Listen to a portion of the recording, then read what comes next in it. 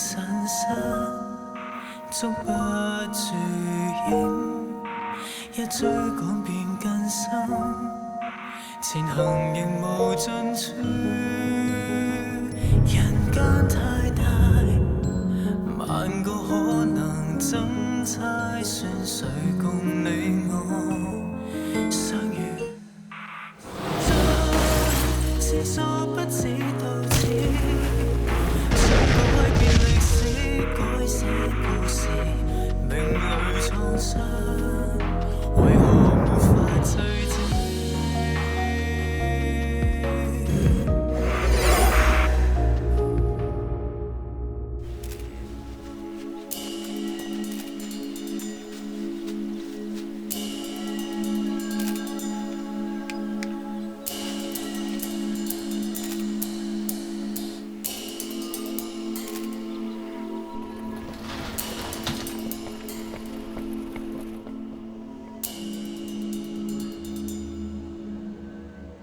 សូមជើងខាងនេះសើច្បងសូមបាំងតែមើល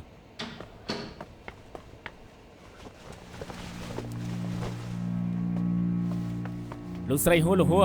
សូមអញ្ជើញអាហារផងទៅនេះជាសពរបស់លោកស៊ីហ៊ុយមែនទេក្រែងថាគ្រាន់តែបាត់ខ្លួនអីមិនក៏ទៅជាបែបនឹងលោកប៉ូលីសគឺស្លាប់បែបណាខ្ញុំនៅមិនទាន់ដឹងទេកំពុងស៊ើបអង្កេតការពុតស្លាប់បែបណាទៅ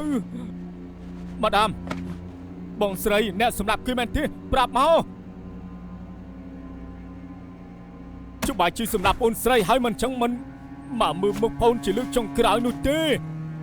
គ្មានមុខមកជួបបែបហ្នឹងទេប្រាប់មកនៅផ្ទះពីមួយថ្ងៃនាងក្មេងនឹងជាអ្នកធ្វើមែនទេហ៎លោកលួស្ងាត់ចិត្តសិនទៅផតតាមសាស័យកម្លាំងចម្រិញចិត្តមានគ្រប់ហើយបើយើងរកសពឃើញឃាតករដូចជាលោកស៊ឺធីងរត់មិនរួចនោះទេប្រាប់មកបងស្រីសម្រាប់បងស្រីមែនទេដូចជាប៉ូលីសនិយាយថាដូចជាថ្វីដាច់បងស្រីសួស្ដីផងលោកលួប៉ូលីសត្រូវចាប់ជនល្មើសឲ្យបានពួកគេជាបងប្អូននឹងគ្នាធំឡើងមកជាមួយគ្នាបែបនេះកើតឡើងបានជាមិនទៅលោកក្រៅឡើងសិនមកណាលោកក្រោកមក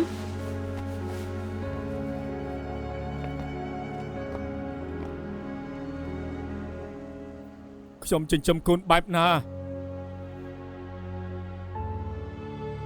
មិនចេះបដៅកូនសោះ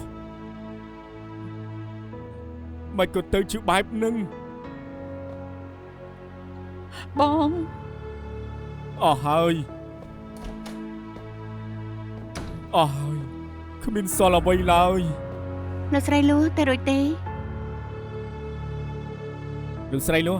បើលោកស្រីអាងថាគឺជាកូនស្រីលោកស្រីទៅបំពេញឯកសារជាមួយពូជើងណា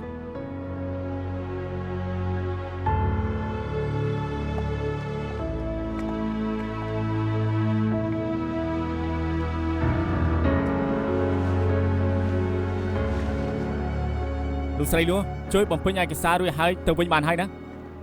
បើមានមុខសញ្ញាអីចាំតាក់តងទៅលោកស្រីត្រូវសហការជាមួយនឹងយើងអូខេណាសូមទៅសិនហើយបាយ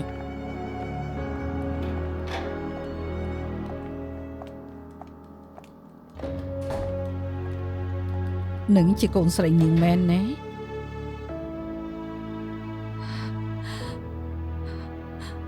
ហាឡាន់ទៅផ្ទះទៅកូន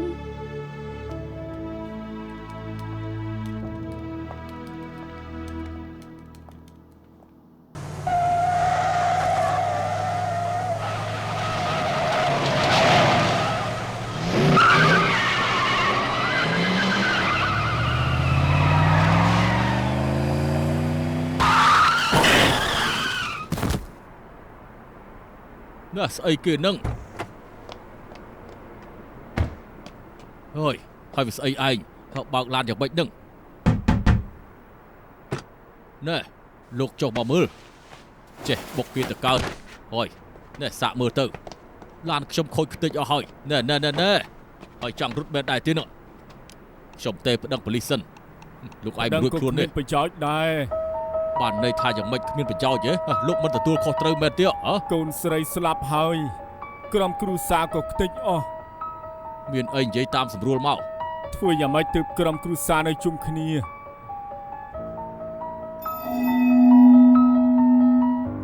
ងាប់ជាមួយគ្នាបានតើ ឈប់លោកកំទៅប្តឹងប៉ូលីសលោកកំទៅណាខ្ញុំប្តឹងប៉ូលីសខ្ញុំថតអស់ហើយខ្ញុំថតអស់ហើយណែខ្ញុំថតហើយខ្ញុំថតអស់ហើយឈប់សិនលោកប្រយ័ត្នទៅណា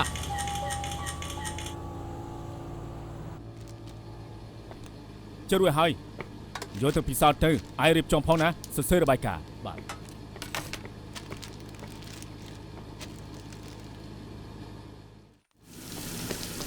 Ben ដានខែឯងច្បាប់ជួមែនទេ ស្អែកបានវះសៀវហ៊ុយមិនក៏ឯងវះហើយ ស្អែកពេទ្យលៀងគឺត្រូវទៅធ្វើសារសេននៅតុលាការប៉ូលីសគឺចង់បានលទ្ធផលឆាប់ក៏ដូរថ្ងៃទៅ មិនប្រាប់ខ្ញុំមកដូរឯងក៏ដឹងថាខ្ញុំចាប់អារម្មណ៍នឹងក្តីនេះណា ខ្ញុំចង់ដឹងគ្រប់រឿងរបួសមួយភាគយ៉ាងជូរខ្ញុំព្រមដោះដូរតែពេទ្យលៀងគឺមិនព្រមដូរទេចង់អត់ខាងងារធ្វើហ៎ បានចុះមូលហេតុនៃការស្លាប់របស់លោកសៀហ៊ុយ ខ្វះអុកស៊ីសែនឬក៏គឺមានស្នាមច្បាច់ក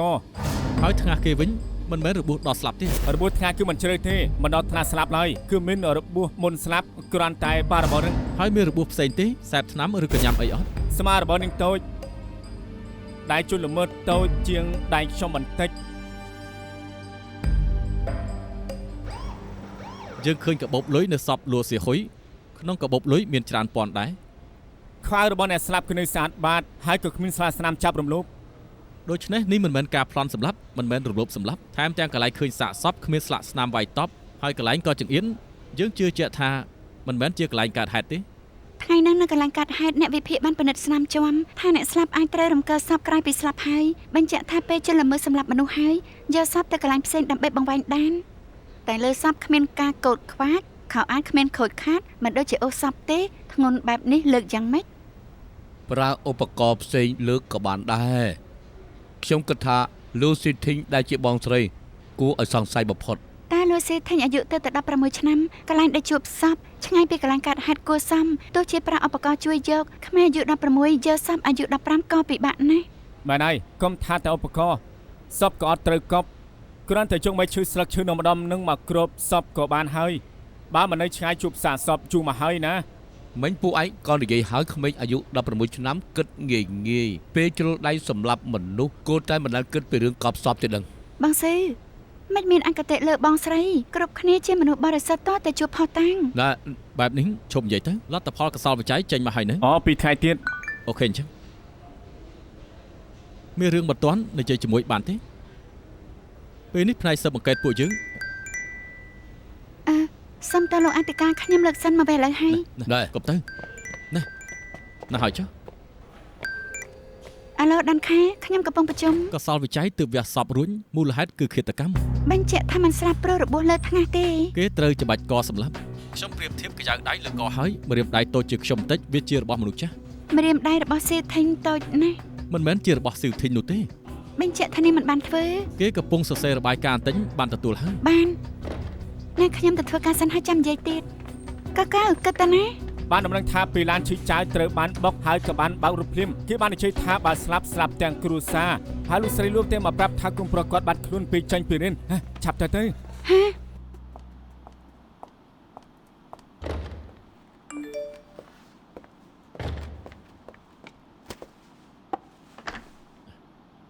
ដុកទ័រលទ្ធផលកសលវិច័យលួស៊ីហ៊ុយចេញមកហើយនាងស្លាប់ព្រោះខ្វះខ្យល់ ដូច្នេះជនល្មើសមិនមែនស៊ីវធីង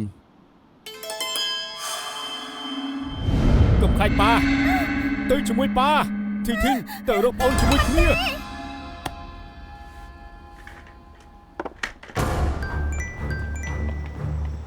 អាឡូចែកប៉ូលីស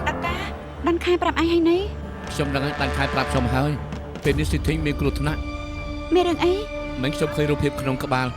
ខ្ញុំឃើញលោកលួននាំស៊ីធីងឡើងទៅលើហើយចាប់ទម្លាក់ចុះមកក្រោមនេះចាំតែផ្លូវអីជីខ្ញុំបើកឡានទៅឥឡូវនេះ ខែរូបភាពអីទេខ្ញុំទៅបានដឹងថាលោកលក់បាក់ឡានបុកគេកូនប្រុសបាត់ខ្លួនជាងកំពុងបញ្ញាប់ទៅរកពួកគេ គេគិតថាបងត្រីសម្រាប់ប្អូនត្រីក៏នាំទៅសម្រាប់ជាមួយគ្នានេះឆាប់ទៅ ឯងបានដំណឹងមកពីណាជឿជាក់បានឬក៏អត់ ខ្ញុំមិនដឹងបកស្រាយយ៉ាងម៉េចនោះទេតែនេះជឿខ្ញុំទៅរួចនៅទៅបានហើយនៅ អ អើយចាំមកផ្លាត់ពួកបងតែមុនទៅ ចែកប៉ូលីសក្រុមគ្រួសាររបស់ពួកគេបាត់បង់កូនស្រីហើយយើងត្រូវបញ្ឈប់កុំឲ្យកើតឡើងទៀតខ្ញុំកំពុងបានឡើងទៅនាងបញ្ញាមក បើសិនអ្នកមានគ្រោះថ្នាក់ជាបងស្រីមិនមែនប្អូនប្រុសទេដឹង ពេលនេះគេនៅសាលាអត់ទេហ្នឹង ឆាប់ឡើងទៅ គ្រប់គ្នាបែកគ្នារកអ្នកខ្លះប្អូនប្រុសខ្ញុំរកបងស្រីបាយបាយ ស៊ីខលាន់ ណែកុំតន់ទៅអាឡាន់មកវិញហើយ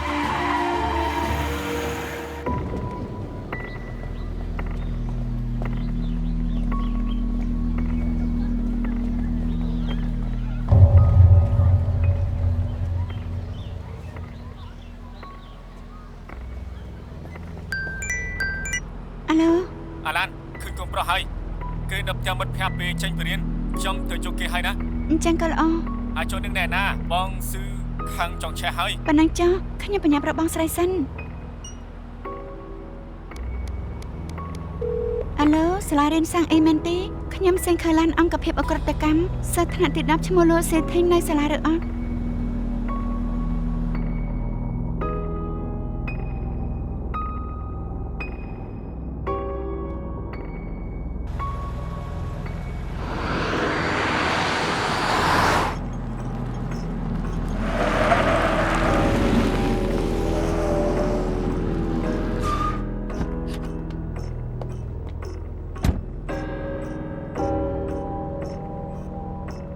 អាគៀនណា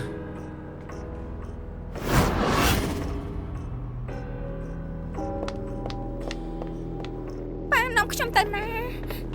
ប៉ានាំខ្ញុំមកទីនេះធ្វើអីលែងខ្ញុំទៅខ្ញុំឈឺ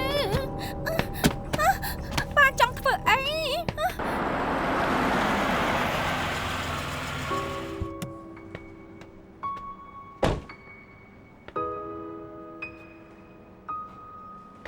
ដុកទ័រ រកពួកគេឃើញហើយនៅ រកមិនឃើញទេតែមែនខ្ញុំទៅសាលារៀនបងស្រីពួកគេក្រៅសម្រាប់ថ្ងៃត្រង់គេអត់មានមកសាលាមានអ្នកឃើញថាលោកលូនាំនាងទៅ គ្មានពេលទេពួកគេមកចំណៅលើឡើងម្ដុំនេះរកបដានិយាយបដាទៅត្រូវប្រាប់លោកលូថាបងស្រីគ្មានពាក់ព័ន្ធនឹងរឿងនេះទេពេលនេះគឺមានគ្រោះថ្នាក់ណា ប៉ាចង់ធ្វើអីទៅ ឯងសម្រាប់ប្អូនស្រីឯងក្រុមគ្រូសាក់បែកបាក់ព្រួយតែ ខ្ញុំ ឯ អ ង ត់ទេខ្ញុំមិនបានសម្លាប់ប្អូនទេ យើងអូឯងទៅសុំទោសប្អូនឯងត្រូវតែបដៅពួកឯងពីរនាក់បងប្អូនឯងបាន លែ ល្អ ងខ្ញុំលែងខ្ញុំ អញច្រឡំតែដឹងច្បាស់ហើយថាផ្លូវនេះ ខ្ញុំច្បាស់ហើយថាផ្លូវនេះ អាគេនឹងពោះអីលេខប្រមាណមានប៉ាយអីទេលើឡាយយ៉ាងម៉េចមានអីពិសេសខ្លះបែបនេះមិនរកឃើញទេ អាគៀននឹងចាស់ហើយពណ៌លឿងនៅលើឡើងមានរបងពណ៌ទៀតផង ម្ដុំនេះចាស់ពណ៌លឿងតែទាំងអស់លើឡាយណាគ្មានរបងនោះ កុំប្រកែកអីសុំគិតឲ្យបានច្បាស់បានទេ គ្មានពេលទេអញថាបងស្រីមានគ្រោះថ្នាក់អញឆាប់រនឹកមើលទៅ ខ្ញុំមិនអាចសម្លាប់ប្អូនទេលែងខ្ញុំ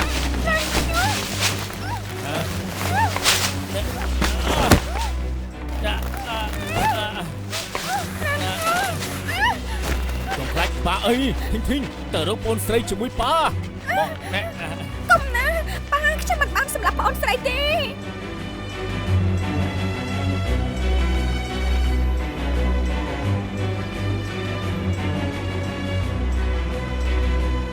ជាមានផើផ្កា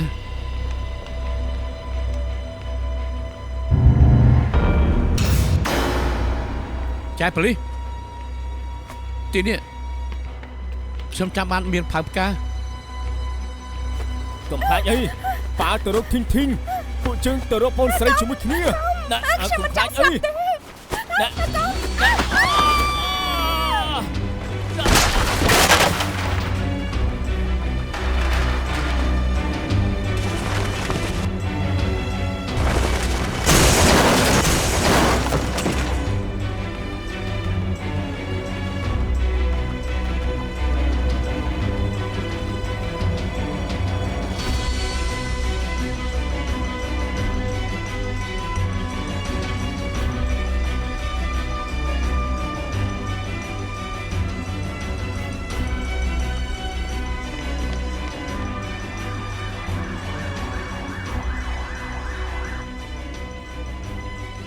ដុកទ័រមិនក៏ដឹងថាលោកចៅឈីនៅទីនោះ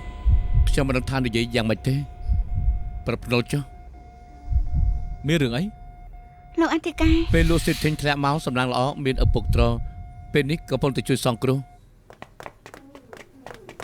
ម៉ាដាមស្វាមីនឹងកូនខ្ញុំយ៉ាងម៉េចហើយ មែនហើយ មិនក៏សុកធ្លាក់ពីលើអាគារ បាទកំពុងតែជួយសង្គ្រោះតែលោកលួមិនល្អនោះទេ មិនទៅជាបែបនេះយល់ច្រឡំទេដឹង មែនហើយអាធីងពេលនេះអាធីងយ៉ាងម៉េចហើយ ដល់ប្រពន្ធទៅណាម្លេចទេចិត្ត គ្រូពេទ្យពួកគេយ៉ាងម៉េចដែរ ក្រុមគ្រួសារលោកលួនៅឯណាទៅ អាឈួនឯងងាប់តែម្នាក់ឯងមិនស្កប់ទេហ៎មិនក៏នាំកូនទៅជាមួយ ខ្ញុំជឿបានទេគេស្លាប់ហើយ ថយ តែសំជិះទៅណាលោកលោកវាទៅយ៉ាងស្ពីទៅណា ស្លាប់ដែរទៀត ក៏ស្លាប់ដែរ ថយ ទេ ទៅចូល សូមជួយខ្លាញ់តែគេក៏ស្លាប់ដែរទេ ជួយខ្លាញ់ទៅដល់ចំបាយទៅលោកតែលោកចូលទៅចំបាយហើយសូមជួយខ្លាញ់តិចមក សូមជួយឆ្លើយ ដល់ចំបាយទៅណា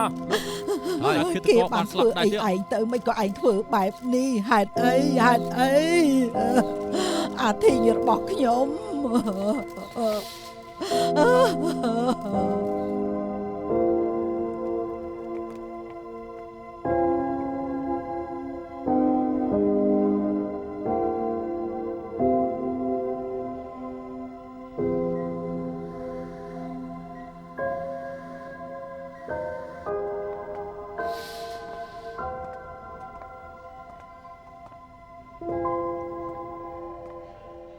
ុកទ័របើគ្មានអីទេយើងសម្រួលទៅស្នងការសិនទៅលោកអធិការថានាងមិនបាច់ទៅទេ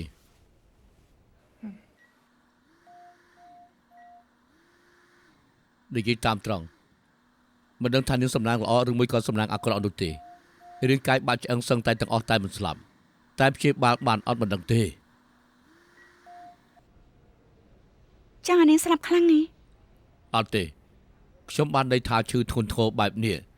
ដឹងខ្លួនឡើងត្រូវព្យាបាលយូរទៀត នេះជាសោតនេតកម្មគ្មានអ្នកណាចង់ឲ្យការឡើងនោះទេ ក្លេបែបនេះមួយឆ្នាំកើនឡើងច្រើនណាស់នាងយកចិត្តទុកដាក់បែបនេះធ្វើអី បងស៊ឺយកចិត្តគ្នាខ្លះផងបានទេពីមុនថានេះជាថ្មីដៃបងស្រីពេលនេះនាងដេកនៅក្នុងនឹងឃើញនាងនៅដេកក្នុងនឹងគ្មានអារម្មណ៍អីខ្លះទេឬក៏យ៉ាងម៉េច យើងជាប៉ូលីសមិនមែនអ្នកសង្គមសង្គ្រោះទេគ្រប់រឿងត្រូវប្រើផតតាំងបើគ្មានផតតាំងត្រូវចាប់គឺខ្ញុំមិនដូចនាងទេដែលចិត្តទន់យល់ចិត្តគេធ្វើអញ្ចឹងវាអាចប៉ះពាល់ដល់ការសម្រេចចិត្ត ហើយផតាមផ្សេងមិនក៏ឯងមិនមើលផងគិតតាំងពីដំបូងថាបងស្រីជាជនល្មើសឯងមិនដែលនៅកណ្ដាលនោះទេមិនចិត្តតែថតដល់លួយស៊ីថេងទេដឹងដែរឬក៏អត់ ស៊ីងខ្លាននេះហ៊ាននិយាយបែបនេះជាមួយខ្ញុំ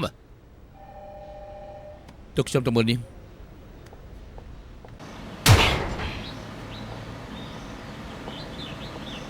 ចែកប៉ូលីសបើផ្លាញ់របស់របរមិនឈឺជើងទេចង់ទម្លាយអារម្មណ៍មិនមែនធ្វើបែបនេះទេមកនិយាយបន្តិចទៅអង្គុយចុះទៅ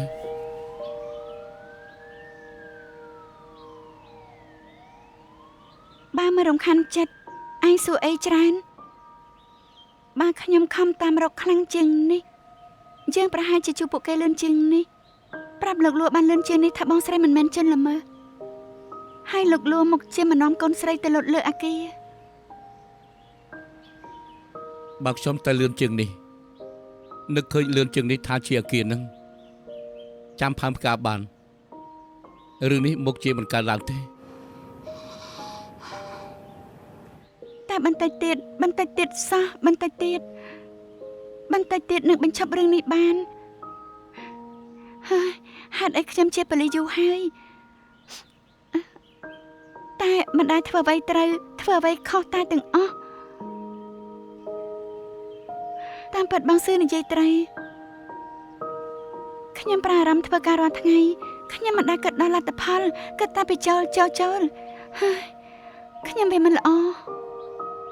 រឿងខ្លះវាកើតឡើងយ៉ាងម៉េចក៏ត្រូវតែកើតឡើងដែរចង់គេចក៏គេចមិនផុតមនុស្សយើងធ្វើគ្រប់យ៉ាងសុទ្ធតែសម្រេចចិត្តខ្លួនឯងខុសទៅក៏ត្រូវតែទទួលយកខ្លួនឯងខ្ញុំដឹងថាពេលនេះនាងមិនសប្បាយចិត្តខ្លាំងឈឺចាប់ណាស់ខ្ញុំក៏ចឹងដែរក៏រៀនចេះប្រាប់ខ្លួនឯងវ៉ាងលឺជីនឯងធ្វើពេញទំហឹងហើយ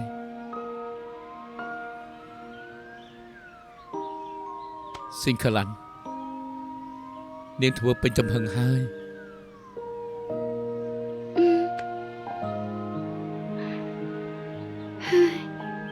សង្ឃ ខឹងថាអាថេញឆាប់ជាបើនាងកើតអីនោះខ្ញុំនឹងបន្តខ្លួនឯងណា ងាយសឹងស្លាប់នាងគ្រាន់តែធ្វើអ្វីដែលនាងចង់ធ្វើងាយបំផុត ស្អីទេ ចាប់ជនល្មើសឲ្យបានរកយុត្តិធម៌ឲ្យពីអ្នកបងប្អូន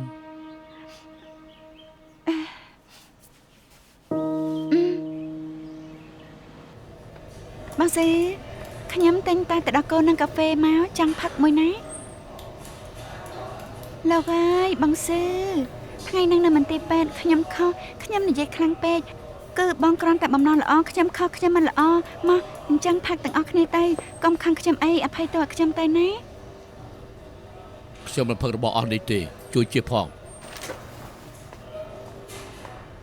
ជួយតាមមកផង ចា ទាំងអស់គ្នាលទ្ធផលធ្វើកសលវិច័យចេញមកហើយថ្ងៃដែលជួបសាកសពចម្ងាយពីថ្ងៃដែលលួស៊ីហ៊ុយស្លាប់ចឹងហោចណាស់ក៏10ថ្ងៃដែរ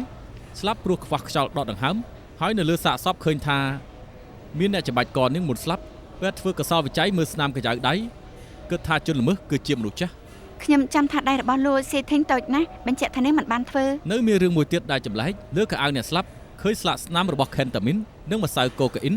តែនៅក្នុងរាងកាយនាងគ្មានសារធាតុញៀននោះទេ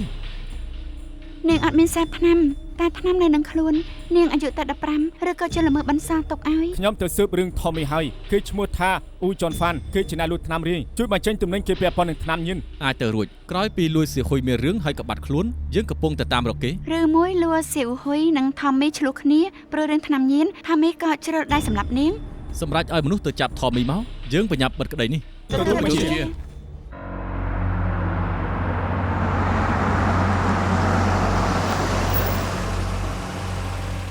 Tommy គឺជាមនុស្សល្បិចនៅពេលដែលមានរឿងជាមួយនឹងហ៊ូស៊ីហ៊ុយហើយគេក៏បញ្ញាប់លះខ្លួនដូរកន្លែងលក់រាយពី3ថ្ងៃគេពិតជាដឹងថាយើងកំពុងស៊ើបគេ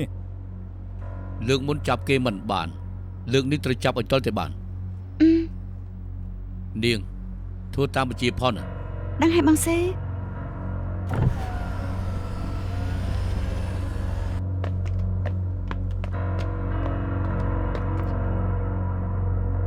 វាមកហើយ ឆាប់ទៅយកយើងជាប៉ូលីស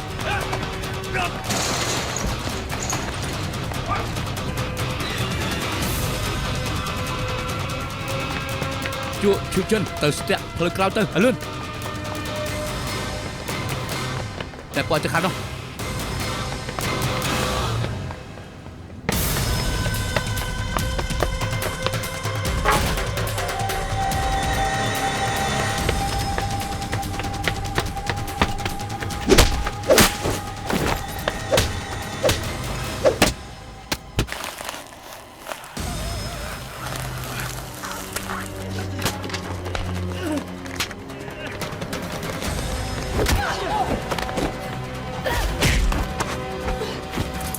ក្រោកមក រលឹង បងសឿពួកគេជិតមកដល់ហើយ ចុះនេះឯងមានគ្រឿងញៀននៅក្នុងខ្លួនហើយវាយប៉ូលីសទៀតផងទៅផ្ដល់ចម្លើយនៅស្នងការប៉ូលីស ទៅ បងសេមិនអីទេណា មិនអីទេ ខ្ញុំមិនបានសម្លាប់លួស៊ីហ៊ុយទេ ហើយចុះឯងលាក់ខ្លួនធ្វើអី អូនាងបាត់ខ្លួនហើយក៏ស្លាប់ពួកលោកត្រូវតាមស៊ើបខ្ញុំហើយបើពួកលោកចាប់បានគេក្មេងមិនទាន់គ្រប់អាយុខ្ញុំត្រូវជាប់គុកហើយ គ្រាន់តែខ្លាយរឿងនេះហីអត់មានធ្វើអ្វីផ្សេងទេមែនទេ ហើយមិនមែនខ្ញុំលក់ថ្នាំញៀនទេជួយបញ្ចេញទំនិញតែខ្ញុំមិនបានសម្លាប់នាងពិតមែន ឯងជាសង្សាររបស់លោកស៊ីហ៊ុយមែនទេពីអ្នករួមដៃគ្នាជញ្ជូនថ្នាំឬក៏ឯងបខំនាង ខ្ញុំអត់ទេនាងជាអ្នកលក់នៅខាងក្រៅបានលុយច្រើនជាងខ្ញុំទៅទៀតមិនអញ្ចឹងនាងបានលុយមកពីណាប៉ៅមិត្តភក្តិនាងញឹកញាប់នោះ នាងនៅអាយុតិចមានច្រកជញ្ជូនថ្នាំរលុយយ៉ាងម៉េចកើត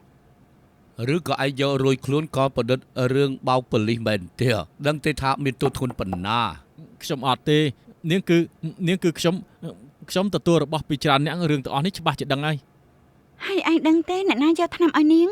វាឈ្មោះថាអាស៊ី មិនពួកគេស្គាល់គ្នា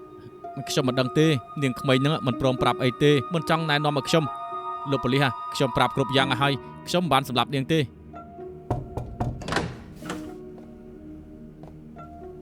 ឆែកមើលប្រវត្តិហើយថ្ងៃកើតហេតុគេបានទៅលេងល្បែងនៅម៉ាកាវមានផតតាំងចាក់ស្ដែងពិតមែន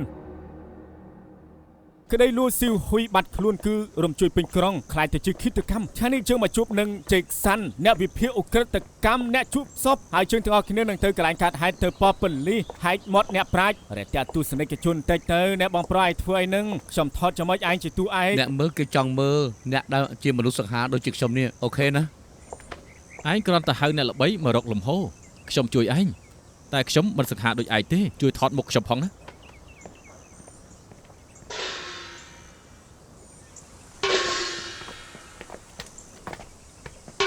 សាធុ ជើងមកដល់ភូមិធានលីងរបស់អ្នកស្លាប់ខាងមុខនេះកំពុងតែធ្វើពិធីខ្ញុំនាំអ្នកទាំងអស់គ្នាទៅមើលហើយចែកកំពុងធ្វើពិធីឲ្យអ្នកស្លាប់មែនដែរទេហ្នឹង អូយើងធ្វើពិធីដើម្បីការសប្បាយចិត្ត ហេតុអីមានរឿងចម្លែកកាលាមែនទេ ក្រោយពីដឹងថាក្មេងនឹងស្លាប់នៅក្រៅភ្នំមានអ្នកយល់សពអាក្រក់ឲ្យរាល់តែយប់ថែមទាំងគួរឲ្យរន្ធត់ទៀត ខ្ញុំណាក៏ដេកមិនលក់ជាច្រើនយប់ញ៉ាំមិនបានដេកមិនល មែន ក់ ធ្វើដើម្បីការសប្បាយចិត្ត មែនហើយ គ្រប់គ្នាមិនបាច់បារម្ភនោះទេណាការពិតការដឹងឮរបស់មនុស្សគឺប្រែប្រួលទៅតាមអារម្មណ៍របស់ខ្លួនឯងពីអ្វីដែលកើតឡើងហើយពេលបានទទួលសម្លេងឬក៏រូបភាពពីខាងក្រៅហើយការដឹងឮនៅធ្វើការអារម្មណ៍ក៏ច្រើនឡើងដូចជាមួយរយៈនេះម្ដុំភូមិនេះគឺមានឃាតកម្មកើតឡើងបើអញ្ចឹងពេលដែលបានឮសម្លេងហើយអ្នកក៏ប្រហែលជាគិតថាជាសម្លេងស្រែករបស់វិញ្ញាណតាមពិតមកពី stress ក្នុងចិត្តទៀតហ្នឹង stress អីទៅនិយាយមិនយល់សោះមែនហើយ ខ្ញុំស្ដាប់អត់យល់ទេ និយាយឲ្យស្រួលស្ដាប់បន្តិចទៅតែបានទេ គ្រប់គ្នាមកជួបគ្នាម្ដងខ្ញុំប្រាប់ចុះខ្ញុំធ្លាប់ឃើញសាកសពស្ត្រីនឹងដែរ អូអញ្ចឹងមែនទេ ខ្ញុំធ្វើការនៅសាលខ្មោចធ្លាប់ឃើញសាកសពមិនចម្លែកទេស្ត្រីនឹងស្លាប់វេទនាណាភ្នែកបិទមិនជិតស្លាប់បិទភ្នែកមិនជិតពិត អូ មែនហើយថែមទាំងជូណានតម្រាប់បានជួបសពអូយទៀនឆេះលឿនណាស់អូយស្រស់ហើយនឹងស្លាប់បាត់ភ្នែកមិនចិត្តនោះទេ ហើយយ៉ាអញ្ចឹងបានជាថ្ងៃនឹងយើងឡើងភ្នំមានអារម្មណ៍ថាមានអ្នកដើរតាមឬមួយគេមកតាមឪពុកទៅនៅជាមួយ អូយតិចស្លាប់មកក្រុមគ្រួសារដឹងណា អូយមិនកើតទេ ឲ្យធូប ឲ្យធូប ឲ្យ លឿ ធូ ន ប ឡើង សិន ឲ្យធូប អូយបានទេ លឿនឡើង នៅទីនេះមិនគួរបានរឿងអីទេទៅសួរកន្លែងផ្សេងទៅ ណែខ្ញុំត្រូវនៅទីនេះនៅឲ្យចប់កម្មវិធីឯងទៅមុនទៅកុំនៅទើដៃទៅជើងខ្ញុំអី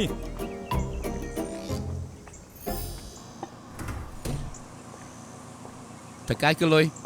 បាន ប្រហែល គឺ10យួន នេះ20 អូនៅខាងនោះធ្វើពិធីយ៉ាងម៉េចដែរ មិនទាន់ចប់ទេពួកគេចង់អុជធូបថែមទៀត ហើយមានខ្មោចស្អីទៅខ្ញុំថាជាថ្មីដៃក្រុមគ្រួសាររបស់នាង មិនក៏និយាយបែបនេះ តែខែខ្ញុំបានឮសំឡេងអមឡានឆ្លុះជាមួយនឹងអាហ៊ុយខ្លាំងណាស់ អ៊ំឡាន់ណា និយាយរបស់អាហ៊ុយនឹង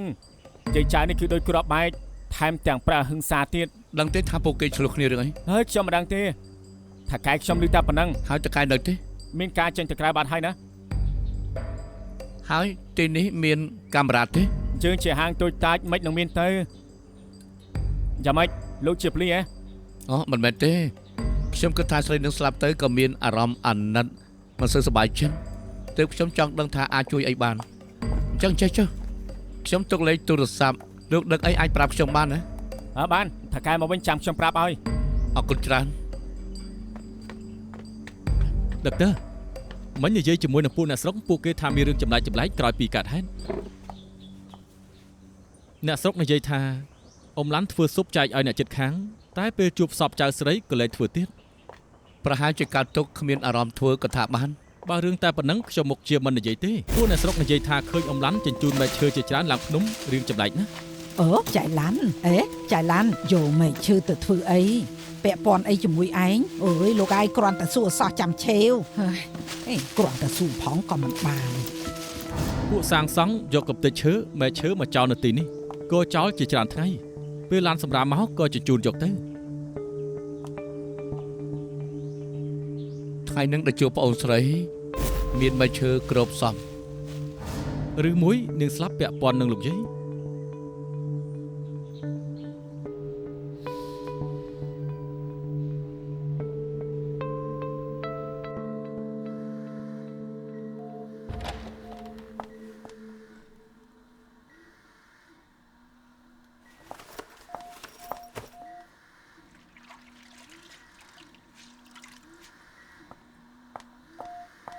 មិនបាច់ជូនខ្ញុំទៅជូតទេថ្មនេះទៅមកគ្មានបារម្ភពីកូនខ្លះទេហ៎ កុំថាឲ្យខ្ញុំបែបនេះខ្ញុំមិនបារម្ភពីកូនយ៉ាងម៉េចកានតែខ្ញុំត្រូវរលុយគ្មានលុយរួចយ៉ាងម៉េចឲ្យព្យាបាលស៊ីធីងយ៉ាងម៉េចមិញខាងសាលខ្មោចប្រាប់ថាទៅយកសពរបស់ស៊ីវហ៊ុយបានហើយម៉ាខ្ញុំសុំខ្ចីមួយសែនបានទេខ្ញុំចង់ធ្វើបុណ្យពីអ្នកឲ្យកូនឲ្យបានល្អមួយសែនណែធ្វើមកឈូសមាសឲ្យយ៉ាងម៉េចបញ្ចុះសពពីអ្នកណាមានថ្លៃអាចារ្យនិងថ្លៃភ្នូទៀនបើឯងគ្មានលុយធ្វើពិធីនៅសាលខ្មោចទៅម៉ាគ្មានមួយសែនខ្ញុំសុំតែ7-8ម៉ឺនក៏បាន50000ឯងរលុយហ៎ហេតុអីក៏មកសុំលុយពីខ្ញុំអញ្ចឹងអត់សុំទេគ្រាន់តែខ្ចីហ៎កុំលីសើចឯងខ្ចីដែរសងទេខ្ញុំត្រូវបង់ថ្លៃទឹកថ្លៃភ្លើងត្រូវចិញ្ចឹមហៅឡានថែមទាំងថ្លៃថ្នាំរបស់សេធីងថ្លៃណាខ្ញុំម្នាក់ឯងទប់មិនជាប់ទេម៉ាបើម៉ាក់មិនជួយគ្មានអ្នកណាជួយខ្ញុំទេរឿងអស់នេះឯងសាងខ្លួនឯងខ្ញុំគ្មានសមត្ថភាពជួយទេខ្ញុំគ្មានលុយឲ្យទេរកវិធីខ្លួនឯងទៅម៉ាលើកនេះជួយខ្ញុំតិចបានទេជួយខ្ញុំម្ដងទៀតបានទេម៉ាទៅយកហៅឡាននៅសាលាឯងមិនទៅទុកខ្ញុំទៅមិនបាច់ទុកខ្ញុំទៅលោកស្រីលូសួស្តីខ្ញុំហ្វាងលូជីនអ្នកវិភាគជនល្មើសលើកមុនជួបគ្នានៅបន្ទប់សង្គ្រោះបន្ទាន់អូខ្ញុំចាំលោកបានមានការអីថ្ងៃនេះខ្ញុំមកមើលស៊ីវធីងអរគុណតែពេលនេះខ្ញុំប្រញាប់ទៅយកហៅឡានខ្ញុំទៅហើយបាយ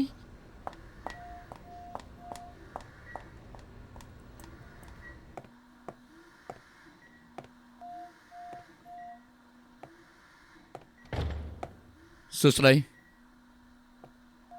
ខ្ញុំហ្វាងលូជីនអ្នកវិភាគជនល្មើសគាត់និយាយរបស់ស៊ីនធីងមែនទេលោកជាអ្នកនៅហាងទំនិញដែលជួយចៅស្រីខ្ញុំម៉ែអាធីងធ្លាប់និយាយប្រាប់ហើយមែនទេមិញឮគាត់និយាយជាមួយលោកស្រីលួដូចជាប្រកែកគ្នាបន្តិចបន្តួចតាមមានរឿងអីទៅគ្មានអីទេមិនដឹងថាគេធ្វើអីទេស៊ីនធីងយ៉ាងម៉េចទៅហើយពេលប្រាប់អីខ្លះគ្មានអីពិសេសទេអ្នកស្រីកំព្រួយខ្ញុំនឹងប៉ូលីសបានតម្រុយខ្លះហើយត្រូវទៅចាប់អ្នកដែលសម្លាប់ស៊ីវហ៊ុយឲ្យបានលោកហ្វាងមែនទេបើលោកមិនទំនេរមិនបាច់មកមើលអាធីងទេទោះលោកមកនាងក៏មិនដឹងដែរឮអ្នកចិត្តខាងនិយាយថាលោកស្រីធ្វើស៊ុបលក់មែនទេតែពេលនេះឡើងធ្វើហើយខ្ញុំយល់គ្មានស៊ីលធីងជួយ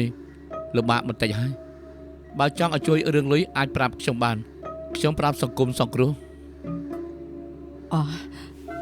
សុំទោសណាពេលនេះខ្ញុំជូតខ្លួនឲ្យអាធីងលោកនៅទីនេះមិនស្រួលទេលោកទៅវិញសិនទៅសុំទោសអញ្ចឹងចេះពីពេលនេះទៅបើត្រូវការអីតាក់ទងខ្ញុំបានណាដាក់នឹងទៅបាយក្រោយពេលសម្លាប់មនុស្សលើកដំបូងនឹងមានអារម្មណ៍ខ្លាចផ្អើលហើយស្ងប់ចិត្តសឹមរួចហើយក៏គិតរឿងបំផ្លាញផតតាងគេចពីការចាប់ខ្លួនរបស់ប៉ូលីសពួកអ្នកស្រុកនិយាយថាឃើញអំឡាន់ជញ្ជូនមែកឈើជាច្រើនឡើងជនល្មើសខ្លះក្រោយបកងហេតុហើយនឹងលាក់ពិរុទ្ធរមែងធ្វើរឿងខុសធម្មតាគេចពីប្រធានបទដែលពាក់ព័ន្ធឬមួយសូម្បីតែមនុស្សម្នាមិនរវល់ជាមួយអ្នកណាទាំងអស់ហើយក៏មិននិយាយជាមួយអ្នកណាដែរលោកហ្វាងមែនទេបើលោកមិនទំនេរមិនបាច់មកមើលអាធីងទេទោះលោកមកក៏នាងមិនដឹងដែរ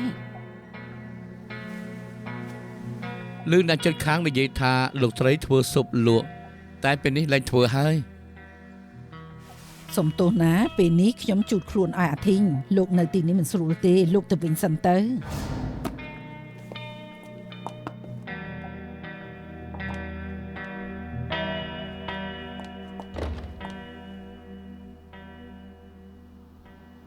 យើងចាប់ថមីសង្សារស៊ីវហ៊ុយមកសួរចម្លើយតាថ្ងៃកាត់ហេតុគេអត់នៅហុងកុងមានផោតាំងកន្លែងណីដូច្នេះមិនមែនជាថ្មីដៃគេហើយឆ្នាំយិនលើខ្លួនស៊ីវហ៊ុយនោះពាក់ព័ន្ធអីជាមួយគេថាស៊ីវហ៊ុយជួយចិញ្ចើមតំណែងអាស៊ីពួកគេធ្វើរឿងរៀងខ្លួនមិនសួរគ្នាទេអ្នកបញ្ចេញរបស់យើងកំពុងតាមរកអាស៊ីបើរកគេឃើញគួរតែបានចម្លើយច្រើនទៀតតែហេតុអីក្មេងស្រីអាយុជាង10ឆ្នាំបានទៅចិញ្ចើមថ្នាំនាងត្រូវគេបង្ខំឬក៏មានអ្នកជួយរកផ្លូវឲ្យនាងតែមិនថាយ៉ាងម៉េចទេហើយក៏មានមេខ្លោងពីក្រោយដែរ ខ្ញុំក៏គិតបែបនេះដុកទ័រមានគិតឃើញទេថាជាអ្នកណា ខ្ញុំសុំគិតមើលសិន ឃាតករជាយាយរបស់នាងអត់ទេណោះ ហេតុអីបានជាអំឡាន់ នៅថ្ងៃនោះខ្ញុំនឹងដឹកទ័រទៅចំណុចឃើញសាកសមពួកអ្នកស្រុកនិយាយថាអ៊ំឡាន់គួរឲ្យសង្ស័យអ៊ំឡាន់ជេរសៀវហ៊ុយតែរហូតនឹងសូម្បីតែពេលទៅយកសាកសមក៏មិនព្រមទៅមើលចៅជាលើកចុងក្រោយដែរបញ្ជាក់ថាស្អប់នាងណាបើយាយជាឃាតករនោះខ្ញុំថាមិនចម្លែកទេ ដុកទ័រអំឡាន់ជាជនល្មើសមែនឬអត់ ក្តីនេះមានអ្នកស្លាប់2នាក់ហើយម្នាក់ទៀតនៅមន្ទីរពេទ្យបើមិនទាន់មានផុតតាមច្បាប់ទេខ្ញុំមិនចង់ស្មារតីប្រដាប់ទេ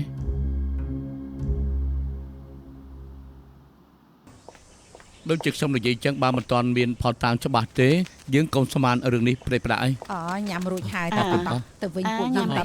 ទៅណាទៅហើយ យកបាយសិនតែបាច់កាន់ទេមកលឿនមក ថៃកែ គឺលោកហ្វាងមែនទេ មែនទេលោកថាលើអ៊ំឡាន់និយាយអ្វីម្យ៉ាងជាមួយនឹងសៀវហ៊ុយមែនទេហើយលោកប្រាប់ខ្ញុំបានទេ អាឡូបងស៊ី ហើយនាងរវល់ធ្វើស្អីបានមកព្រឹកហើយ ខាងខ្ញុំស្ទះឡានខ្ញុំខូចទៀតកំពុងហើយឡានអូចាំនិយាយគ្នាណាបាយបាយ ស្ទះឡានទាំងឡានខូចបងស៊ឺដែលខ្ញុំស្គាល់គាត់មិនជឿនាងនោះទេ ពេលខ្ញុំទៅសួរតម្រៃពីអាស៊ីនគាត់នឹងជឿហើយ ស្ទះឡានខូចឡានបងស៊ឺដែលខ្ញុំស្គាល់គឺមិនសូវជឿនឹងទេ អរគុណសាច់បងណាខ្ញុំមិនទៅតែនឹងសាច់បងទេពួកលោកចាប់ខ្លួនអាស៊ីបានខ្ញុំសុំពេលតែ10នាទីសួរគេអរគុណ អត់លើកទៀតហើយថ្មនេះហើយមិនទាន់មកយកសពទៀត នេះរួចហើយយ៉ាងម៉េចបានជាមួយមកម្លេះសាច់ញាតិខាងណាទៅ លួស៊ីវហ៊ុយនឹងឯង ថ្ងៃខាងឆ្វេងមានស្នាមរបស់រឹងប៉ះទង្គិចក៏មានស្នាមជាំពីការច្បាច់ស្មាខាងឆ្វេងរបូតបើក្រុមគ្រួសារគេមកដល់ហើយផ្ដាំប្រាប់អ្នករៀបចំសពជួយទាញស្មាដែលរបូតផង ចាបានបើមកហើយចាំខ្ញុំប្រាប់ឲ្យ អរគុណ ខ្ញុំមកយកសំ អូអញ្ជើញខាងណា អូលួស៊ីហ៊ុយ អ្នកស្រីត្រូវជាអីអ្នកស្លាប់ ខ្ញុំជាយាយរបស់នាងធូចណាស់ទេរកខ្ញុំរាល់ថ្ងៃបង្ខំឲ្យខ្ញុំមកយកសពពួកនាងមិនហត់តែខ្ញុំហត់ខ្ញុំគ្រាន់តែជាយាយមិនមែនជាម៉ែរបស់ក្មេងមានអីរម៉ៃក្មេងទៅ តែលោកស្រីជាសាច់ញាតិសូមបំពេញតម្រង់បែបបន់សម្រាប់ពួកយើងផង នៅថ្ងៃនោះគេពីរអ្នកដើរចូលមកអ៊ំឡាន់ដូចជាចង់ឲ្យសៀវហ៊ុយជួយរឿងមួយយ៉ាងតែមើលទៅដូចជាខាងសៀវហ៊ុយមិនចង់ធ្វើសម្រាប់ថាពីរអ្នកយាយចៅនេះប្រកែកគ្នារឿងលុយសម្រាប់ចូល នេះឈប់ចាប់មកជួប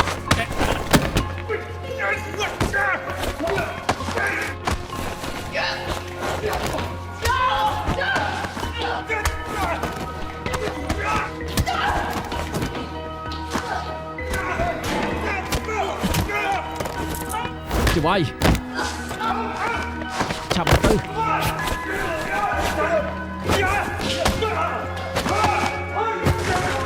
កងកម្រា